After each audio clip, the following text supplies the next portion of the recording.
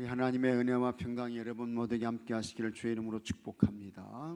우리 함께 여러분 사랑합니다, 축복합니다 인사하겠습니다. 사랑합니다, 축복합니다. 다시 한번요. 참 잘 오셨어요. 자, 한번 같이 하겠습니다. 처음 사랑. 오늘은 처음 사랑에 관한 말씀인데 요한계시록 2장의 말씀입니다. 이 요한계시록은 이제 사도 요한이 기록한 말씀이지요. 그래서 이제 이 사도 요한이 박해 상황에서 붙잡혀 가지고 유배를 당하게 되는 것입니다. 이제 사도 요한이 유배 갔던 섬이 무슨 섬이에요? 밤모섬이라는 곳입니다. 밤모섬. 제가 그리스를 갔는데 이 밤모섬은 가보질 못했어요. 갈 수 있는 기회가 주어지지 아니해 가지고 이 밤모섬을 방문하지 못했는데, 하여튼 이 사도 요한이 붙잡혀서 밤모섬에 유배를 당하게 되고, 이제 거기에서 기도하는 가운데 하나님께서 요한에게 찾아오셔서 이제 앞으로에 되어질 그와 같은 일들을 이 요한에게 계시로 말씀해 주신 그런 말씀이 이 요한계시록이 되는 것입니다. 이 요한계시록을 받는 그와 같은 수신자, 이 편지를 받는 사람들은 누굽니까? 누가 받는 거예요? 소아시아 지역에 있는 몇 교회? 7교회. 7교회의 성도들이 이 서신을 받게 되는 것이고요. 그 다음에 여기서 그냥 딱 7교회만 말하는 것이 아니고, 하여튼 그 주변에 흩어져 있는 그와 같은 교회와 성도들에게 이제 이 사도 요한이 이 편지를 써서 보내게 되는 것입니다. 그 다음에 이 당시에 이 요한의 편지라고 하는 것은 회람 서신입니다. 그래서 에베소 교회가 받고, 그 다음에 서문화 교회에 전해주고, 서문화 교회에서 받고 버가모 교회에 이렇게 전해주고, 그래서 사대, 빌라델비아, 라오디게아 이렇게 교회까지 쭉 이렇게 이제 이 서신이 이제 전해지게 되는 것인데, 이와 같은 서신을 회람 서신이라고 하는 거예요. 근데 이 사도 요한이 이 말씀하고자 했던 것은 뭐냐? 이 당시에는 아주 혹독한 그와 같은 이 교회에 박해가 있었습니다. 근데 그 박해를 하는 사람들이 로마인 것입니다. 로마. 그 중에서도 이 로마 황제들이 아주 강력한 엄청난 박해를 한 거예요. 그래서 이 사도 요한이 이 요한계시록을 기록할 당시에는 도미티안이라고 하는 그와 같은 황제가 있었는데, 이 황제가 교회와 성도들을 엄청나게 굉장하게 박해했던 그와 같은 상황입니다. 그렇게 힘들고 어려운 그와 같은 위기와 곤경 가운데 처해 있는 교회와 성도들에게 이 사도 요한이 전하는 그와 같은 그 말씀의 내용이 뭐냐? 이 박해와 환난과 시련은 영원히 계속되지 않는다는 거예요. 시간이 지나게 되면 박해도 환난도 그 다음에 교회 위기도 다 지나가고 사라지고 없어지고 소멸된다. 그걸 말씀하고 있는 것입니다. 그러면 이렇게 박해를 당하고 있는 교회와 성도들은 이 박해의 상황에서 어떻게 됩니까? 뭐 해야 돼요? 참고 견디고 인내하고 기도하고 믿음을 지키고 끝까지 교회를 떠나지 말고 예수님에게서 멀어지지 말고 신앙의 길을 곧게 가야 된다고 하는 것입니다. 길을 변경하지 말고. 그렇게 되면 이 박해의 상황은 지나간다는 거예요. 그러면서 이 요한계시록에서 말씀하는 것이 뭐냐? 이와 같은 박해를 통해서 하나님께서 교회의 진짜 성도들과 거짓된 성도들을 걸러내신다는 거예요. 평소에는 모르죠. 믿음 좋은 사람인지 혹은 믿음이 안 좋은 사람인지, 진짜 예수님을 그리스도 주님으로 믿고 고백하는 사람인지 겉모양만 그런 사람인지 평소에는 몰라요. 좋을 때는 다 몰라요. 다 신앙생활 잘하는 것 같아요. 근데 뭐가 오게 되면 그게 구별되는 거예요? 박해가 오게 되면, 환난과 시험이 오게 되면 그때에 진짜 어떤 사람이 믿음 있는 사람이고 어떤 사람이 정말 예수님을 그리스도 주님으로 믿는 사람인지 그게 이제 걸러진다는 거예요. 그래서 하나님께서 이와 같은 박해를 통해서 교회의 성도들을 걸러내신다는 거예요. 그때에 이 시험을 잘 통과하고 하나님의 시험에 합격하는 자가 되라는 거예요. 여러분 다 그런 분들이 되시기를 주의 이름으로 축복합니다. 다 합격하시는 분들 되셔야 돼요. 그리고 그렇게 이제 그 시험과 환난을 통과한 사람들에게는 하나님께서 상급을 주시는 것입니다. 멸관을 주시는 것입니다. 그들에게 어떤 은혜를 주십니까? 영원한 하나님 나라 천국이 유업으로 주어지게 된다는 거예요. 그리고 그곳에서 누구를 뵙게 돼요? 하나님을 만나게 된다는 거예요. 하나님을 만나게 돼요. 그리고 하나님께서 그들에게 허락하시는 영광과 권세와 그 다음에 멸관과 상급과 이런 것들을 받고 쓰면서 세세 무궁토록 우리 예수님과 함께 무슨 노릇하게 돼요? 왕 노릇하게 된다. 그걸 말씀하고 있는 거예요. 그래서 이 어려운 이 박해의 상황을 잘 통과하라는 거예요. 잘 합격하라는 거예요. 여러분들도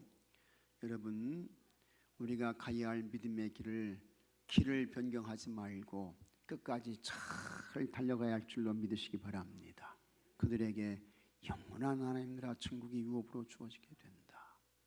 상급도 받고 멸관도 받게 되고, 특히 여러분 이 요한계시록을 보게 되면요, 교회와 주님을 위해서 순교당한 사람들이 있어요.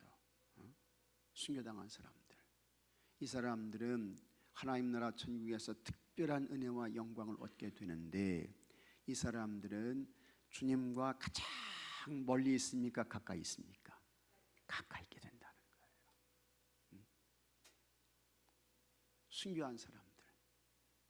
이 사람들은 다 주님과 아주 친밀한 그와 같은 가까운 그런 관계 속에 있게 된다라는 것도 말씀하고 있는 것입니다. 그러면서 교회와 성도들을 이 사도 요한이 어떻게 합니까? 격려하는 거예요. 위로하는 거예요. 자, 여러분 힘을 내고 예수님을 잘 믿으면서 우리가 달려가야 할 그와 같은 신학의 길을 잘 달려갑시다. 박해는 영원히 계속되지 않습니다. 곧 끝납니다. 세상 나라는 소멸합니다. 그래서 정말 세상 나라를 대표하는 그와 같은 나라가 요한계시록에서는 뭘로 나와요? 무슨 나라예요? 바벨론으로 나오죠. 바벨론. 그 바벨론이 무너지고 소멸됐다라고 하는 것이 이제 나오게 되는 것입니다. 그래서 여러분 다 믿음의 길을 잘 달려가시고 여러분들도 믿음의 위대한 승리자들이 되시기를 주의 이름으로 축복합니다. 근데 이제 이 아시아의 그 7교회 가운데 첫 번째가 이제 이 에베소 교회가 나오게 되는데, 이 에베소 교회가 이제 문제가 뭐냐 하는 것입니다. 이 에베소 교회가 책망을 받게 되는데, 다른 건 다 잘했어요. 근데 이 에베소 교회 책망받을 일은 뭘 버렸다고요? 처음 사랑을 버렸다. 처음 사랑. 그러니까 처음 사랑을 버리고 주님께 대한 그와 같은 믿음의 생활이 이게 이제 세월이 지나가고 시간이 흘러가면서 이게 형식주의가 되고 그 다음에 율법주의가 되고 뭐 이렇게 이제 돼버렸다는 것입니다. 정말 주님을 사랑하고 경외하는 그 참 그 은혜와 감동을 다 잃어버리고 빼앗기게 됐다. 그걸 이제 책망하고 있는 것입니다. 그래서 어디서부터 떨어졌는지 잘 확인하고 처음 사랑을 회복하고 처음 행위를 다시 가져라. 이제 권면하고 있는 것이 이 에베소 교회의 말씀의 내용이 되겠습니다. 자, 그러면 여기 이제 5절 말씀 한번 같이 읽어보겠습니다. 그러므로 어디서 떨어졌는지를 생각하고 회개하여 처음 행위를 가지라. 만일 그리하지 아니하고 회개하지 아니하면 내가 내게 가서 촛대를 그 자리에서 옮기리라. 여기 이제 이 촛대는 뭡니까? 이 촛대는 교회를 말하는 거예요. 교회를 말하는데 처음 사랑을 회복하지 않게 되면 이 촛대를 옮긴다. 이렇게 이제 말씀을 하는 것입니다. 자, 한번 보겠습니다. 하나님은 사랑이 있습니다. 우리가 죄를 범해 하나님과 원수되었을 때도 하나님은 십자가를 통해 당신의 사랑을 우리에게 확증해 주셨습니다. 그래서 우리가 아직 죄인 되었을 때 그리스도께서 우리를 위하여 죽으심으로 하나님께서 우리에 대한 자기의 사랑을 어떻게 해요? 확증하셨느니라. 로마서 5장 8절에 나오는 말씀이에요. 이 같은 하나님의 사랑으로 우리는 무엇이든 견디고 이길 능력을 갖추게 되었습니다. 십자가의 사랑을 통해서. 그런데 오늘 말씀에 에베소 교회는 이런 하나님을 향한 처음 사랑을 버렸다고 책망받았습니다. 처음 사랑을 회복하려면 어떻게 해야 할까요? 여러분들도 처음 예수님 믿게 되고 처음 받았던 그와 같은 은혜와 감동과 감격이 있잖아요. 그걸 잘 간직하고 회복하고 그와 같은 열정과 열심을 가지고 살라고 하는 것입니다. 에베소 교회는 그걸 다 잃어버렸어요. 빼앗겼단 말이죠. 자, 그래서 처음 사랑을 회복하려면 어떻게 해야 할까? 첫째, 어디서 떨어졌는지를 생각하고 회개해야 합니다. 이건 원인이 뭐냐라고 하는 것을 찾으라는 것입니다. 그래서 내 마음과 생각이 세상으로 갔나, 육신의 정욕으로 갔나, 세상의 물질과 명예로 갔나 잘 확인하라는 거예요. 여러분들도 예수님께 대한 그와 같은 사랑의 온도, 신앙 온도가 어떻게 해야 돼요? 높아야 돼. 신앙의 온도는 높으면 높을수록 좋아요. 그런데 이 신앙의 온도가 식었어요. 떨어졌어요. 왜 신앙의 온도가 떨어졌나? 이걸 확인하셔야 돼요. 점검하셔야 돼요. 왜 그런가? 내 마음이 세상으로 갔나? 육체의 정욕으로 갔나? 안목의 정욕으로 갔나? 확인하시고 점검하셔야 된단 말이죠. 예수님은 에베소 교회가 사악한 자들을 용납하지 않고 스스로 사도라고 말하는 자들의 거짓을 드러냈다고 말씀하셨습니다. 또한 예수 그리스도의 이름을 위해 견디고 낙심하지 않았다고 칭찬하셨습니다. 이게 참 잘한 거예요. 하지만 책망하신 것도 있습니다. 그들이 하나님을 향한 처음 사랑을 버렸다는 것입니다. 예수님은 처음 사랑을 회복하기 위해 어디서 떨어졌는지를 생각하라고 하셨습니다. 죄의 원인을 깊이 생각하고 과거와 현재의 차이가 무엇인지를 찾으라는 말씀입니다.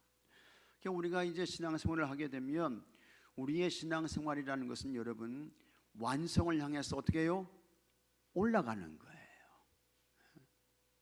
구원의 완성을 향해서 날마다 올라가는 거예요. 그래서 찬송하잖아요. 올라가 올라가 독수리같이 올라가야 돼. 올라가야 돼. 근데 이렇게 보게 되면 올라가기는커녕 떨어지시는 분들이 있어요. 떨어지시는 분들이 있단 말이죠. 현상 유지도 못하고 아래로 내려가 하시는 분들이 있어요. 참 안타까운 거예요. 올라가야 되는데. 에베소 교회가 그 교회와 성도들이 그렇게 됐다는 거예요. 그 원인이 어디에 있느냐? 왜 그랬느냐? 그걸 찾으라고 하는 것입니다. 여러분들도 여러분 자신에게 한번 물어보셔야 됩니다. 내가 작년에 주님을 사랑했던 그 사랑의 정도와 이제 새해를 시작하면서 맞는 그와 같은 주님께 대한 사랑의 정도가 어느 정도인가? 현상 유지인가? 아니면 떨어졌나? 이걸 잘 확인하셔야 돼요. 대부분의 분들이 다 올라가고 있죠. 신앙의 성숙을 이루고 있죠. 그런데 그렇지 못한 분들도 있습니다. 그래서 내려가게 되고 떨어지게 되고 이러신 분들이 있어요. 그 원인이 어디에 있는가 그걸 잘 확인하고 찾아서 그 다음에 다시 처음 사랑을 회복해라 말씀하고 있는 것입니다. 주님을 처음 만나 신앙생활을 시작할 때의 믿음의 행위와 지금의 행위가 어떤 차이가 있는지 돌아보고 회개해야 합니다. 그동안 성장은커녕 오히려 퇴보했다면 즉시 처음 사랑으로 다시 시작해야 합니다. 여러분들은 다 올라가시는 분들이 되시기를 주의 이름으로 축복합니다. 신앙의 온도가 점점 더 뜨거워지기를 바랍니다. 그 다음에 처음 행위를 가져야 한다고 말씀을 합니다. 예수님은 처음 사랑을 기억하려면 처음 행위를 다시 하라고 말씀하셨습니다. 사랑은 말로만 하는 것이 아닙니다. 몸으로 실천해야 합니다. 그래서 처음 행위를 말씀하는 거예요.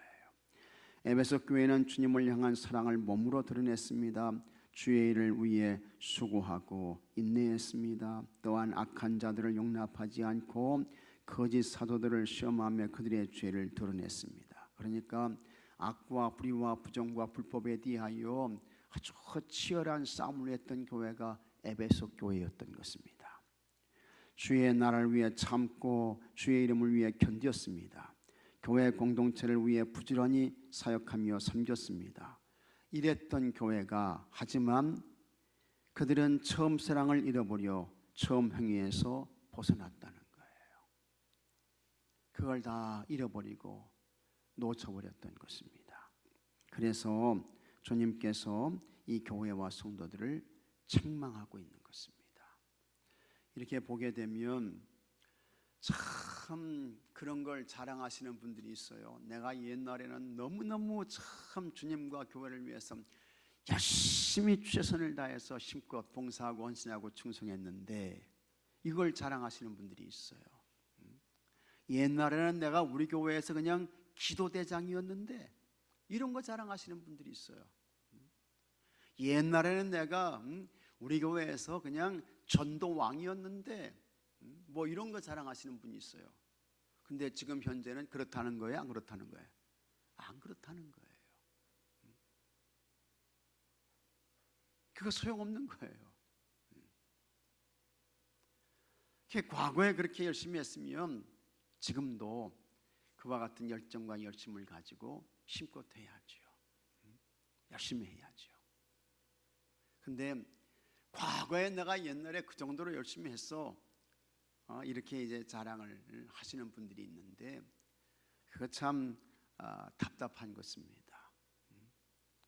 여러분 과거에도 잘했으면 현재는 더 잘해야 될 것이고 미래는 더 잘해야 할 줄로 믿으시기 바랍니다. 이게 성도야.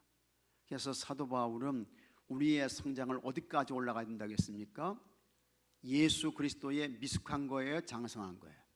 장성한 분량까지.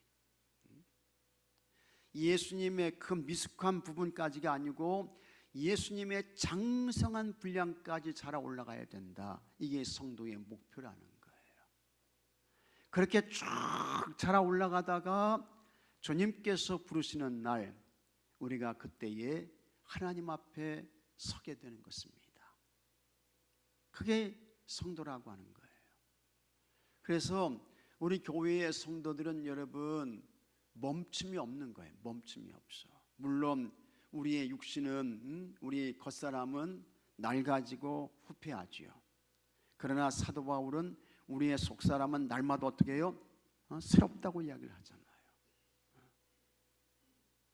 신앙의 성장 성숙을 말하는 것인데 에베소 교회는 그것을 다 잃어버리고 빼앗긴 거예요. 신앙의 성숙과 성장을 이루지 못한 것입니다. 잘 올라가다가 중간에서 떨어지게 되는 거예요.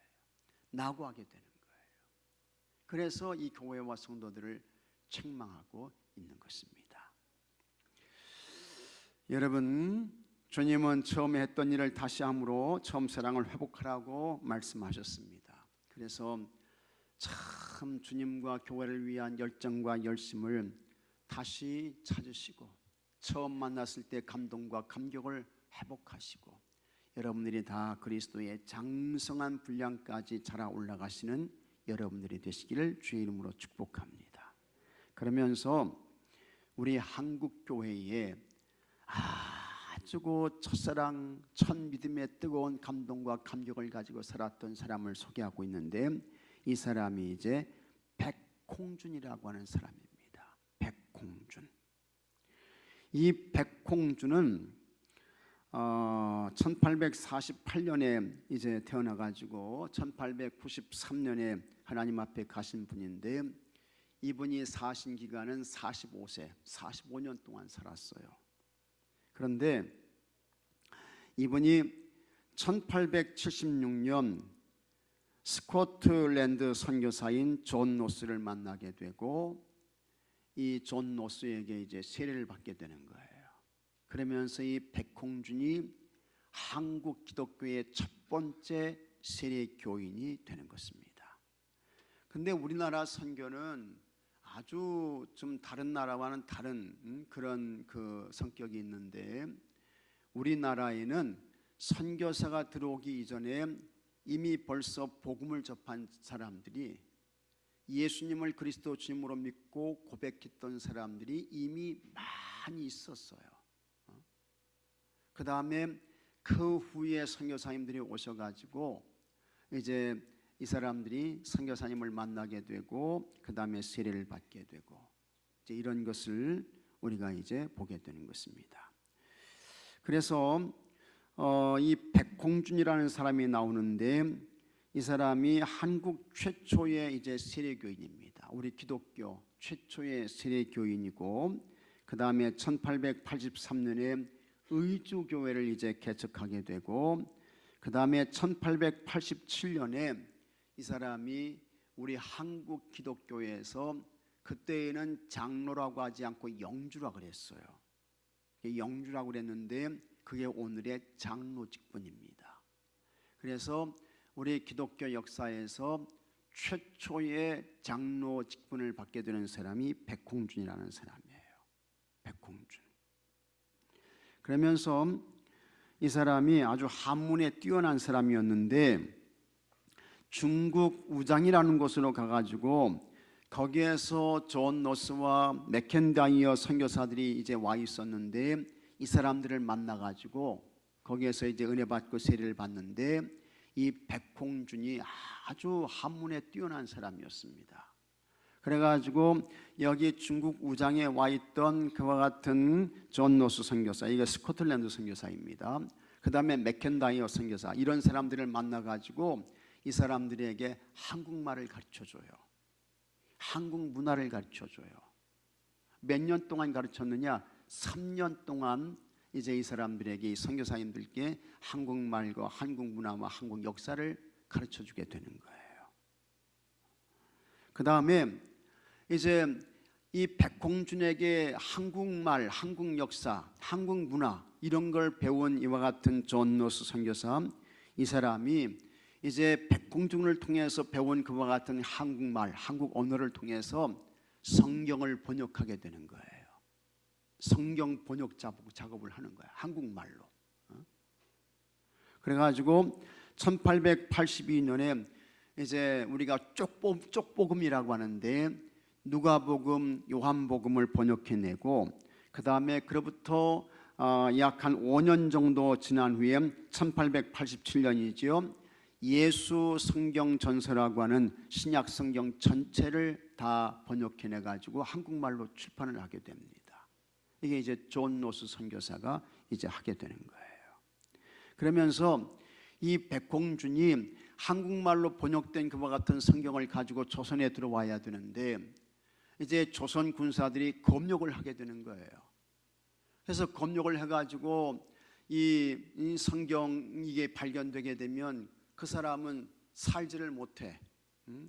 살지를 못하는 거예요. 죽게 되는 거야. 붙잡혀서 죽게 되는 거야. 그래가지고 백홍준이 생각한 게 뭐냐면, 그 한국말로 번역된 그와 같은 이 성경을 한국에 가지고 들어오게 되는데, 검열을 피하기 위해서 노끈으로 그걸 만들어요. 이걸 성경을 하나하나 이렇게 찢어가지고 돌돌돌 말아가지고 이걸 노끈으로 만드는 거야. 그리고는 그걸 조선에 가져와가지고 안전한 곳에서 그걸 펴가지고 한국말로 된 성경을 이렇게 이제 편찬해 내는 것입니다. 참 대단한 그와 같은 일을 했죠. 그러면서 이제 이 한국에 가져온 그와 같은 성경을 가지고 사람들에게 복음을 가르쳐 가지고 10여 명의 성도들을 얻게 되는데, 그렇게 해서 생겨난 교회가 의죽교회인 것입니다. 의죽교회.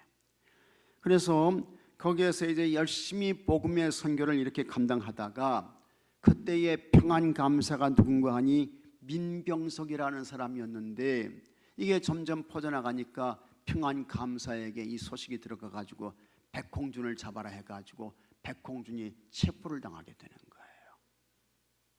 체포를 당해가지고 감옥에 갇혀요. 그러다가 그 감옥에서 너무 힘들고 어려운 그와 같은 옥고를 치르다가 그만 그 감옥에서 나오지 못하고 그곳에서 이제 죽게 되는 거예요. 그때에 이 백홍준의 나이가 얼마냐? 45살이었습니다. 참 대단한 사람이죠. 그러니까 우리 한국 기독교의 역사라는 것은요, 선교사님들이 물론 오셔가지고 복음도 전해주셨지만 그 전에 복음을 접하고 은혜 받은 사람들이 예수님을 영접하고 그 다음에 그 사람들이 선교사님들을 만나고 그래서 은혜 받고 그 사람들이 들어와 가지고 우리 조선에 복음을 전하게 되고 교회를 세우게 되고, 그러면서 우리 한국 기독교에 큰 부흥이 있게 되었던 것입니다. 그와 같은 역할을 했던 사람 가운데 한 사람이 바로 이 백홍준이라는 사람입니다. 그러니까 주님을 사랑하는 뜨거운 열정과 열심을 가지고 자기 인생 전체를 다 바쳐서 그렇게 복음 전하다가 옥에서 이 사람이 옥살을 하게 되는 거예요. 참 귀한 역사죠. 한국 교회가 바로 그와 같은 이 놀라운 역사를 가지고 있는 교회인 것입니다. 그런 주님께 대한 교회를 향한 그 첫사랑, 그 열정, 그 행위 우리가 잊으면 안 된다는 것이고, 그 열정과 열심을 가지고 오늘 우리가 다시 교회를 사랑하고 주님을 사랑하고 주의 복음을 전하고 영혼을 구원하고 이와 같은 사명을 감당해야 할 줄로 믿으시기 바랍니다. 한국교회도 처음 사랑이 있었습니다. 의주상인 백홍준은 외국인 선교사가 내한하기 전인 1879년에 세례를 받고 개신교 첫 세례교인이 되었습니다. 그는 한문 성경을 쓰러 공부하여 말씀을 진리로 받아들였습니다. 이후 1882년 만주에서 번역되어 출판된 우리말 성경들을 읽고 직접 신앙 공동체를 조직하여 이게 의죽교회입니다. 열정적으로 복음을 전했습니다. 그러다가 3년간 감옥에 갇히면서도 신앙을 포기하지 않았습니다. 그 3년간 감옥에 갇혀 있다가 죽게 되는 거예요. 그가 세운 의주 신앙공동체는 세문안교회 서상윤, 평양장로교회 한석진, 정동감리교회와 의주 감리교회 최성균 같은 인재들을 배출했습니다. 우리는 처음 사랑을 회복하지 않으면 심판이 있다는 말씀을 잊지 말아야 합니다. 복음을 위해 헌신한 믿음의 선배들을 기억하며 우리도 그리스도를 향한 처음 사랑으로 돌아가야 할 줄로 믿습니다. 처음 사랑이 교회 회복의 기준입니다. 한국 교회에는 말씀에 붙들려 산 선조들의 빛나는 신앙 유산이 있습니다. 한국 교회가 이런 교회예요.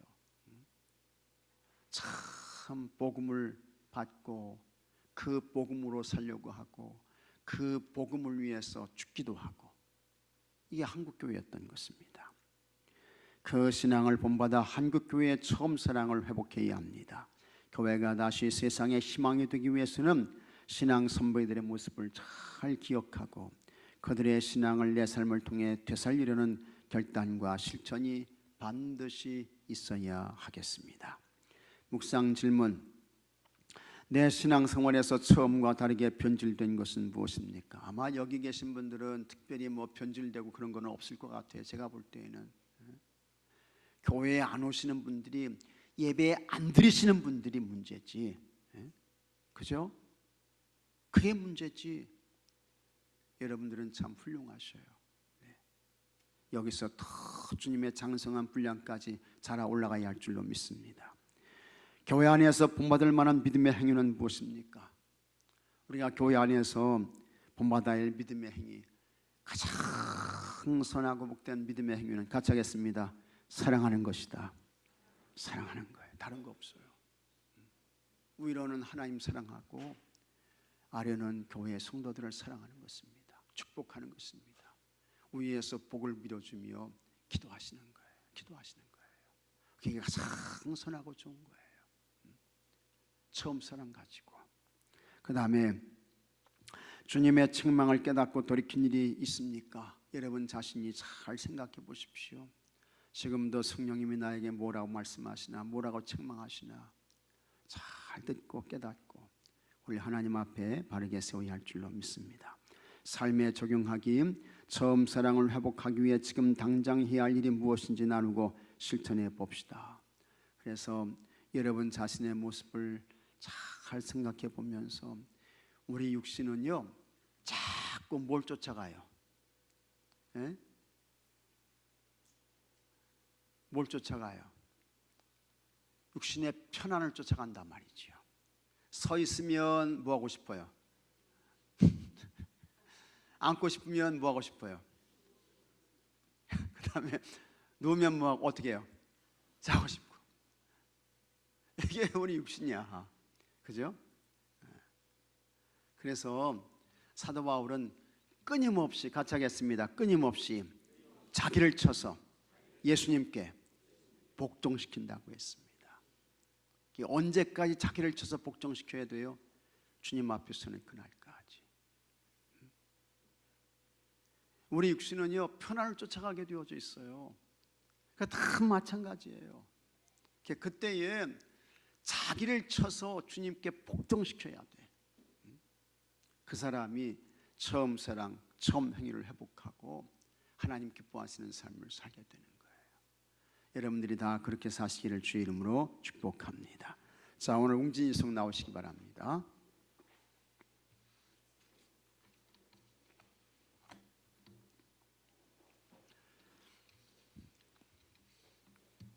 우리 웅진이송 몇 장 찬송하실까요? 370장. 네. 1절, 2절 부르고 간주하고 3절, 4절 같이 찬양하겠습니다. 주 안에 있는 나에게.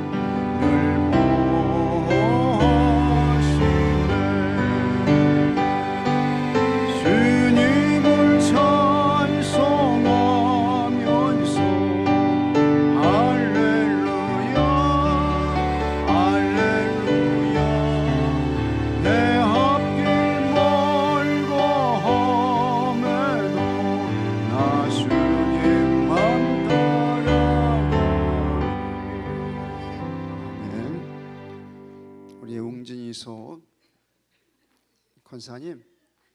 권사님부터 소개하셔요. 저는 장연심 권사입니다. 저는 정우희 권사입니다. 원균 이숙의 소강원 장로입니다. 강석권 권사입니다. 오늘 이렇게 나오셔서 감사드려요. 박수 한번 해주십시오. 자, 우리 기도의 제목 함께 나누겠습니다.